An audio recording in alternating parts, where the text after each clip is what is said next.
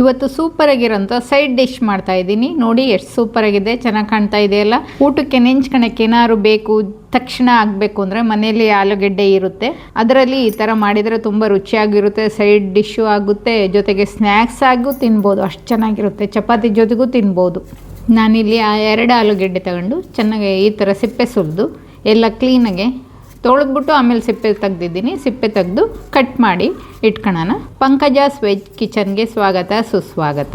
ಈ ಥರ ದೊಡ್ಡ ದೊಡ್ಡದಾಗಿ ಪೀಸ್ ಕಟ್ ಮಾಡ್ಕೊಳ್ಳಿ. ಕಟ್ ಮಾಡಿ ಕುದಿಯೋ ನೀರಿಗೆ ಇದನ್ನು ಹಾಕಿ ಬರೀ ಒಂದು ಕುದಿಲಿ ಹಾಕಿ ಆಫ್ ಮಾಡಿಬಿಡಿ.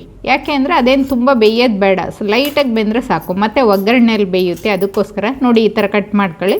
ಕಟ್ ಮಾಡಿ 1-2 ಸತಿ ತೊಳಿಬೇಕು. ಅದರಲ್ಲಿ ಸ್ಟಾರ್ಚ್ ಇದ್ದರೆ ಅಷ್ಟು ಚೆನ್ನಾಗಾಗಲ್ಲ ಅಂತ ಎಲ್ಲ ತೊಳಿತಾರೆ. ಅದಕ್ಕೆ ತೊಳೆದು ಆಮೇಲೆ ಇದನ್ನು ಬಿಸಿ ನೀರಿಗೆ ಹಾಕೋಣ. ಬಿಸಿ ನೀರು ಕುದಿಯೋಕೆ ಇಟ್ಟಿದ್ದೀನಿ. ಪೊಟ್ಯಾಟೊ ಅಂದರೆ ಎಲ್ಲರಿಗೂ ತುಂಬ ಇಷ್ಟ ಆಗುತ್ತೆ, ಎಲ್ಲರೂ ಇಷ್ಟಪಟ್ಟು ತಿಂತಾರೆ. ಹಾಗಾಗಿ ಕುದಿಯೋ ನೀರಿಗೆ ಸ್ವಲ್ಪ ರುಚಿಗೆ ತಕ್ಕಷ್ಟು ಉಪ್ಪನ್ನು ಹಾಕಿದ್ದೀನಿ. ನೋಡಿ ಇಷ್ಟ ಆದರೆ ಸಾಕು. ನೋಡಿ 2 ನಿಮಿಷ ಆಗಿದೆ. ಈಗ ಬಸಿತೀನಿ. ಸ್ವಲ್ಪ ಲೈಟಾಗಿ ಬೆಂದಿದೆ, ಸಾಕು. ಇಷ್ಟು ಬೆಂದರೆ ಈಗ 2 ಸ್ಪೂನು ಗರಂ ಮಸಾಲೆ, 1 ಸ್ಪೂನು ಅರಿಶಿನ, ರುಚಿಗೆ ತಕ್ಕಷ್ಟು ಉಪ್ಪು, 1 ಸ್ಪೂನು ಕಾರ್ನ್ ಫ್ಲೋರು ಬೈಂಡಿಂಗಿಗೋಸ್ಕರ ಹಾಕೋದು. ಈ ಥರ ಹಾಕಿ ಎಲ್ಲ ಚೆನ್ನಾಗಿ ಮಿಕ್ಸ್ ಮಾಡಿ ಒಂದೊಂದು ಎಡ್ಜಿಗೂ ಪೇಸ್ಟ್ ಅಂಟಿ ಒಂದು ಅರ್ಧ ನಿಂಬೆಹಣ್ಣು ಹಿಂಡಿದ್ದೀನಿ.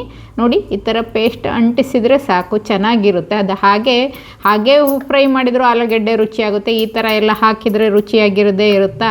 ಎಣ್ಣೆ ಹಾಕೋಣ. ಈಗ ಒಗ್ಗರಣೆಗೆ 4 ಸ್ಪೂನ್ ಎಣ್ಣೆ ಹಾಕಿ 1 ದೊಡ್ಡ ಬೆಳ್ಳುಳ್ಳಿ ಮತ್ತು 2 ಹಸಿಮೆಣಸಿನಕಾಯಿ ಸಣ್ಣದಾಗಿ ಕಟ್ ಮಾಡಿ ಇಟ್ಕೊಂಡಿದ್ದೀನಿ.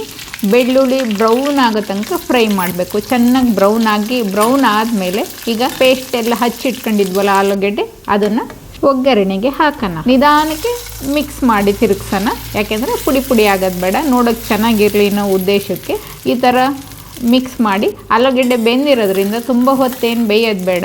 ಕೋಟಿಂಗ್ ಎಲ್ಲ ಬೆಂದು ಘಮ ಅಂತ ಪರಿಮಳ ಬರ್ತದೆ, ಆವಾಗ ಸ್ಟವ್ ಆಫ್ ಮಾಡಿದರೆ ಸಾಕಾಗುತ್ತೆ. ಈಗ ನೋಡಿ ಅಲ್ಲೇ ಬೇಯ್ತಾ ಇದೆ, ಬೆಂದಿದೆ. ಇನ್ನೊಂದು 2 ಸತಿ ತಿರುಗಿಸಿದ್ರೆ ಪರ್ಫೆಕ್ಟಾಗಿ ಆಗುತ್ತೆ. ಎಲ್ಲ ಮಿಕ್ಸ್ ಆಗಿ ಉಪ್ಪು ಎಲ್ಲ ರುಚಿ ಮಿಕ್ಸ್ ಆಗಲಿ, ಆಲೂಗೆಡ್ಡೆ ಚೆನ್ನಾಗಾಗುತ್ತೆ. ಅವಾಗ ರುಚಿ ಸೈಡ್ ಹಾಕ್ಕೊಂಡು ತಿಂತಾ ಇದ್ರೂ ಖುಷಿ ಕೊಡುತ್ತೆ. ಇದು ಚಪಾತಿ ಜೊತೆಗೂ ತಿನ್ಬೋದು.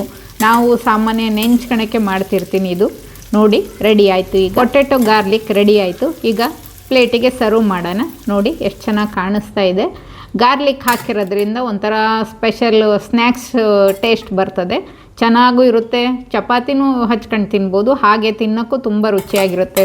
ಏನು ನೆಂಚ್ಕೊಳಕ್ಕೆ ಮಾಡಿಲ್ಲ, ಇವತ್ತು ಗೆಸ್ಟ್ ಬರ್ತಾ ಇದ್ದಾರೆ ಅಂದರೆ ಇದನ್ನು ಈಸಿಯಾಗಿ ಮಾಡ್ಬೋದು. ಅವರು ತುಂಬ ಖುಷಿಯಿಂದ ತಿಂತಾರೆ. ಅಷ್ಟು ಚೆನ್ನಾಗಿತ್ತು. ನೀವು ಒಂದು ಸತಿ ಟ್ರೈ ಮಾಡಿ, ಹೇಗಿತ್ತು ಅಂತ ನನಗೆ ಕಾಮೆಂಟ್ ಮಾಡಿ ತಿಳಿಸಿ. ಈ ಥರ ಸೂಪರಾಗಿರೋದು ಮನೇಲಿ ಇರೋ ಸಿಂಪಲ್ ವಸ್ತುಗಳಿಂದ ಮಾಡ್ಕೋಬೋದು. ಎಷ್ಟು ಚೆನ್ನಾಗಿದೆ. ನನ್ನ ಚಾನಲ್ ವೀಕ್ಷಣೆ ಮಾಡಿದ್ದಕ್ಕೆ ಧನ್ಯವಾದಗಳು. ಸಬ್ಸ್ಕ್ರೈಬ್ ಮಾಡಿ, ಶೇರ್ ಮಾಡಿ, ಲೈಕ್ ಮಾಡಿ, ಕಾಮೆಂಟ್ ಮಾಡಿ, ಪ್ರೋತ್ಸಾಹ ನೀಡಿ.